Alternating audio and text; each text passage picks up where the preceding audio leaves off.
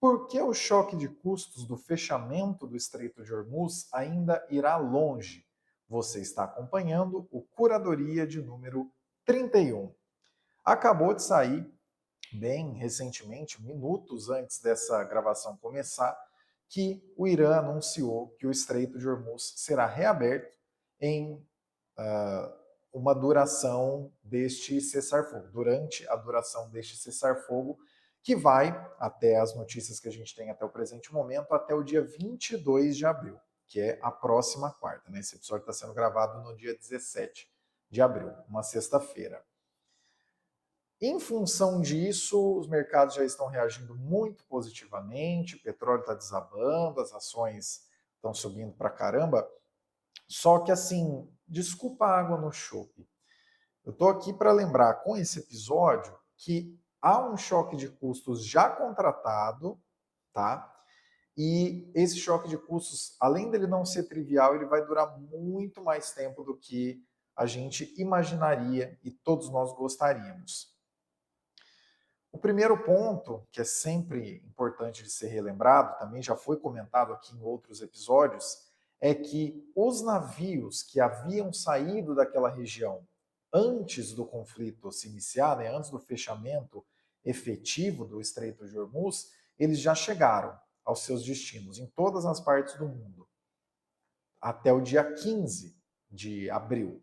Então, né, hoje nós estamos no dia 17 de abril, se você estiver ouvindo no dia que esse episódio foi ao ar, quer dizer que nós estamos no segundo dia aí, teoricamente, que não chegam mais navios que haviam partido anteriormente.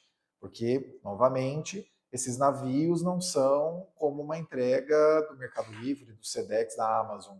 Eles demoram 40, 44, 45 dias para percorrer, dependendo da localização, a distância entre aquela região e a localização final. Então, quer dizer, todos os navios que estão parados lá agora, eles vão demorar mais ou menos esse tempo para chegar nos seus destinos finais. Então, quer dizer, se agora não está chegando, há um descasamento aí das entradas desses produtos.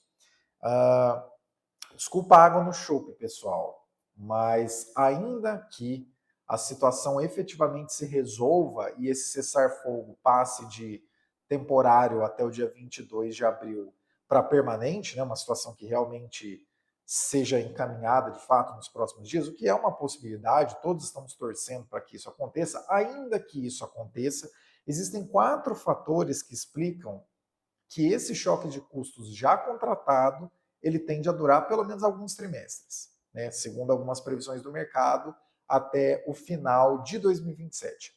O primeiro desses motivos é o seguinte: não tem só petróleo ali parado. Foi levantado por algumas fontes, mas a Arábia Saudita tem uma tubulação que consegue passar 7 milhões de barris de petróleo por dia. Isso ajuda? Ajuda, de fato. Isso faz diferença. Agora, você só passa petróleo por essas tubulações. Todos os outros itens que estão parados ali, por exemplo, os derivados de petróleo, por exemplo, fertilizantes, por exemplo, hélio, que é utilizado na fabricação, né, na produção de semicondutores, tem uma miríade de itens ali parados e que também não estão chegando, logicamente, porque se está fechado ali, tanto a entrada quanto a saída, existem diversos itens que não estão chegando e não estão saindo, que não é só o caso de passar por uma tubulação.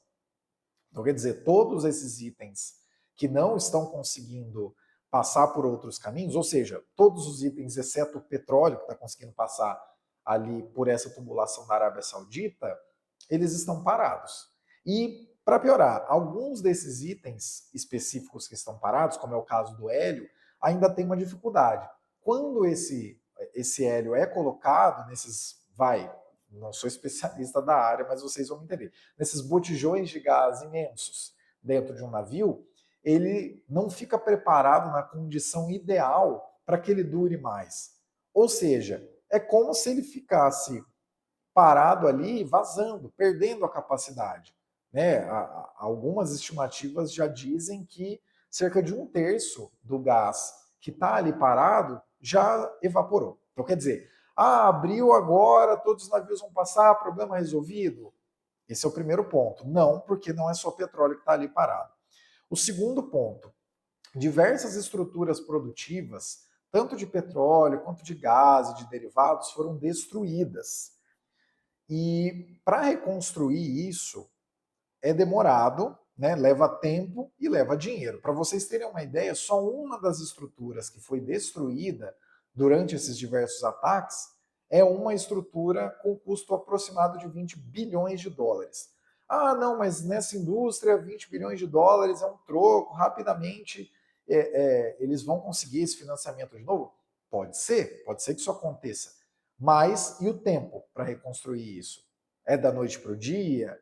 E você reconecta tudo direitinho ali? Não, não é. Essa ampliação de capacidade, claro que são coisas diferentes, mas em outro episódio que falamos sobre a questão da Venezuela e por que a Venezuela, né, concordando com a tese de que a Venezuela é ininvestível, que não é tão fácil retomar essa produção, é análogo o motivo. Né? Não é tão fácil você ampliar essa produção de novo. Né? Como costumam dizer nas aulas de economia, a oferta ela é rígida, né, ao longo do tempo. A demanda ela pode variar, de fato, ela pode aumentar, pode diminuir, mas a oferta, né, para você conseguir colocar alguma coisa para jogo, para ser oferecida, ainda mais que tenha tanta especificidade, como é o caso dessas commodities, não é a coisa mais trivial do mundo. Então num cenário muito otimista, pelo menos alguns meses vão ser levados, talvez alguns trimestres, para que essa estrutura seja reconstruída. Terceiro ponto, existe um potencial efeito Dubai. Esse aqui eu acredito que seja o ponto mais polêmico e do qual mais haverá discordância, né, nos comentários de todos vocês que estão acompanhando esse episódio. E por que que eu digo um potencial efeito Dubai? Durante muito tempo aí, uns 15, 20 anos, até mais tempo do que isso, Dubai se vendeu como um paraíso no meio de uma região meio complicada. Não, venha investir aqui, você vai ter muitas vantagens tributárias, venha comprar um imóvel aqui e tudo mais, porque é super tranquilo, é um entorno que é meio complicado. E com esse período todo, né, do que aconteceu agora, o que a gente verificou é que não é bem assim, né? Então, se você for parar para pensar, por que eu digo que provavelmente esse ponto vai gerar polêmica? Porque uma coisa são, sei lá, influencers e grandes milionários se mudando para Dubai, ou pelo menos tendo domicílio fiscal em Dubai, e outra coisa é a indústria petrolífera. Mas eu gosto de deixar essa semente de pensamento porque é o seguinte: será que estruturas tão caras, tão sofisticadas quanto essa de 20 bilhões de dólares que foi danificada de gás, se eu não estou enganado, ou no Oman ou no Catar, em um dos países ali do Golfo, será que estruturas tão sofisticadas vão ser construídas do mesmo jeito, agora que se sabe que a qualquer momento um louco nos Estados Unidos pode botar tudo a perder, simplesmente porque alguém chegou no ouvido dele e falou: pode ir que agora vai dar muito certo e é a sua vez de fazer diferente do que os outros fizeram nos últimos 47 anos? Será que todo mundo está disposto a fazer investimentos nessa mesma velocidade, desse mesmo jeito? Ou então, caso esses investimentos sejam feitos, será que não vai ser necessário uma nova estrutura de proteção para que sejam dissipados eventuais riscos de novos problemas? Enfim, não é trivial, tá? O que eu estou querendo dizer com esse terceiro ponto, potencial efeito Dubai, é justamente não vai ser a coisa mais simples do mundo simplesmente reconstruir isso como se nada tivesse acontecido. E em quarto lugar, que eu acho que é o ponto mais sensível aí, pelo menos para o curto prazo, para os próximos meses, é que é o seguinte: os preços que subiram, e subiram na base de 2 dígitos, em alguns casos até 3 dígitos por cento, nas últimas semanas em virtude desses conflitos, esses preços que subiram de acordo, levando em consideração as expectativas de redução de oferta. Só que, mesmo com a reabertura, que foi anunciada nesse momento, minutos antes dessa gravação começar, e que deve durar até o dia 22 de abril, daqui a pouco vai faltar produto. Em algumas regiões do planeta que dependem mais dos itens que estão ali parados. Gente, nós não estamos falando de uma coisa trivial. Só em petróleo são 20%. Né? 20% da oferta global de petróleo passava por ali todos os dias. E tem basicamente um mês e alguns dias, que a situação está completamente fechada. Quase um mês e meio, vamos colocar um mês e meio na conta. que a situação está fechada. Então, definitivamente, notícia boa que reabriu agora, e tomara que seja uma notícia duradoura, que ninguém ali da região estrague esse cessar-fogo e que a coisa possa ser retomada, né, a normalidade como era antes desse conflito absolutamente imbecil, tomara que isso aconteça. Mas, de novo, não se engane, já há um choque de custos contratado e esse choque de custos, tomara que todos que estão prevendo isso estejam errados, mas esse choque de custos deve ir pelo menos até o final de 2027. E isso vai impactar a inflação no mundo inteiro, isso vai impactar a política monetária no mundo inteiro. E nesse momento, talvez você esteja se perguntando: ok, entendi todos os pontos, concordo com alguns, discordo de outros, mas o que é que objetivamente eu tenho que acompanhar para entender o que é que vai acontecer de agora em diante? Duas coisas. A primeira, o que o Irã está dizendo sobre essa situação. Ah, mas por que o Irã? Você confia no Irã, não confia nos Estados Unidos?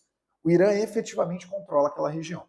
Controlava antes e vai controlar ainda mais agora, depois de toda essa cagada. Então, quando o Irã, que está efetivamente controlando a região, disser está aberto, é porque provavelmente os navios vão retomar a normalidade de alguma maneira. Até porque, isso já foi falado várias vezes em vários episódios, nesse mês e meio de conflito, os Estados Unidos já falaram umas 8, 9 vezes. Os Estados Unidos não, deixa eu personalizar a coisa. O Trump já falou umas 8, 9 vezes que ganharam e depois que não tem importância e depois que tem que abrir porque é muito importante, enfim. Então, né, fala demais, dá bom dia a cavalo, como dizem aqui no interior de São Paulo. Então, observe, esse é o primeiro ponto. Observe o que o Irã falar sobre isso. Ah, tá reaberto, não estamos interrompendo nada, estamos só cobrando pedágio. Beleza, esse é um ponto. E o segundo ponto, acompanhe qual o fluxo objetivo de navios que estão passando pela região. E haverá um link na descrição desse episódio, que é o site Hormuz Tracking, que acompanha diariamente o fluxo de navios por especificidade, se é petroleiro, se é de carga seca, vale a pena vocês acompanharem. São as únicas duas coisas que vocês precisam acompanhar. O resto é ruído. Não precisa acompanhar, fala de fulano, de ciclano, ah, mas a gente vai aumentar a oferta. Acompanhe isso, o que o Irã está falando sobre a região, porque eles efetivamente direcionam a passagem por ali, e o fluxo em si. Tomara que as previsões mais otimistas de que o fluxo seja reaberto e de que não exista uma escassez tão grande, tão severa, estejam corretas. E que esse custo, claro, não seja empurrado por tanto tempo quanto se está sendo previsto nesse exato momento. Caio Augusto, diretamente do dia 17 de abril de 2026. Se você gostou desse conteúdo, não se esqueça de curtir, de compartilhar e de deixar a sua opinião, principalmente se você discordar, se você concordar. E até o próximo Curadoria.